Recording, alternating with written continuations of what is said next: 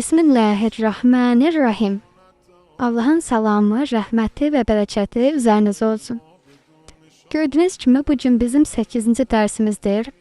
Əgər əvvəlki videoları izləmisinizsə, artıq bilirsiniz ki, biz ərəb əlifbasında olan 28 hərfin əvvəl, orta və son yazılışını öyrənmişik. Bugünkü dərsimiz isə iki şəkilli hərflər haqqındadır. Nədir iki şəkilli hərflər?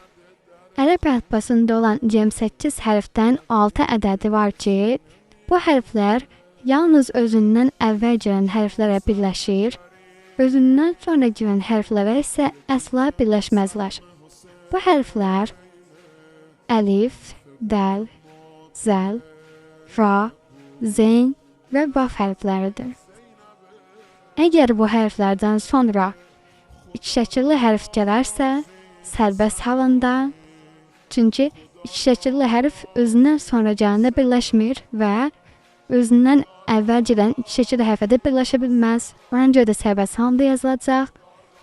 Lakin iki şəkilli hərfdən sonra normal bir hərf gələrsə, orta yazılışında deyil, əvvəl yazılışında yazılacaq. Yəni bunu belə sözlə izah etmək biraz çətin olur. Ona görə də mən istəyirəm ki, nümunə göstərim, daha aydın olsun sizlər üçün. Məsələn, götürək, burada biz iki şəkilli olmayan hər hansı bir sözü mən yazıram burada. Kətəbə sözünü. Gördüyünüz kimi çox asanlıqla birləşdi. Kəf hərfinin əvvəli, T hərfinin ortası və B hərfinin son yazılışına biz birləşdirəndə çox asanlıqla gördüyünüz kimi biz kətəbə yazırıq. Lakin burada biz zəhəbə sözünü yazsaq, məsəl üçün, görürsünüz ki, zəl həmin bu 6 ədəd iki şəkilli hərfdən biridir. Zəhəbə yazsaq, biz buradakı kimi, yəni hərfin ortasını götürmürük. Yəni mən burada yazmalıyam indi normalda H hərfinin ortasına. Amma iki şəkilli hərf olduğu üçün burada qayda dəyişilir. Birləşmə yeri olmadığı üçün, bu yəni özündən gələn sonraki hərfi qəbul etmədiyi üçün mən məcburam ki, H hərfinin neyniyim? Əvvəl yazılışına yazım. Baxın beləcə, əvvəl yazılışını yazıram və bəni ona birləşdirirəm. Bu da olur bizim zəhəbə sözümüz. İkinci bir nümunə göstərmək istəsəm, məsələn götürək, ərnəb sözünü, dovşan sözünü götürək. Baxın, burada mən indi ra hərfini yazdım. Ra iki şəkilli hərf olduğu üçün mən artıq burada nun hərfinin ortasını yaza bilmərəm. Çünki ra özündən sonra gələn hərfi qəbul etməyir. Çünki iki şəkilli hərfdir. Buna görə də mən nə edirəm? Yenə də nun hərfinin əvvəl halını yazıram və B-yə birləşdirib ərnəb sözünü almış oluram. Ərnəbun. Aha.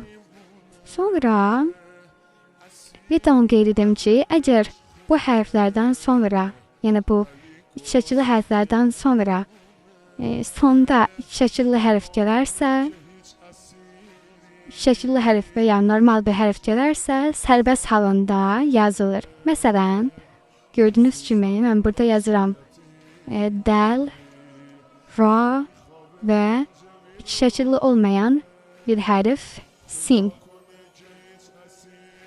Dəl də iki şəkilli hərfdir, ra da iki şəkilli hərfdir. Bunlar bir-birinə birləşə bilmir.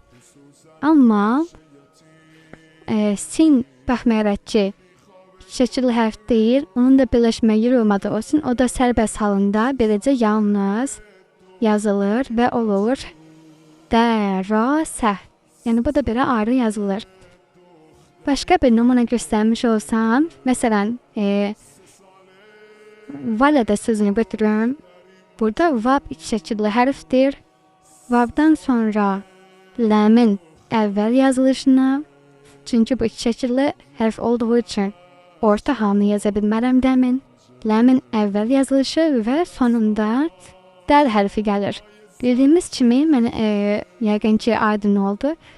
Bu hərflər özündən sonrakına birləşmir, lakin özündən əvvəl gələn hərfə birləşir. Burada da dəldən əvvəl ləm gəldiyi üçün dəl birəcə ləmə birləşir və biz va dədə sözünü yaza bilirik.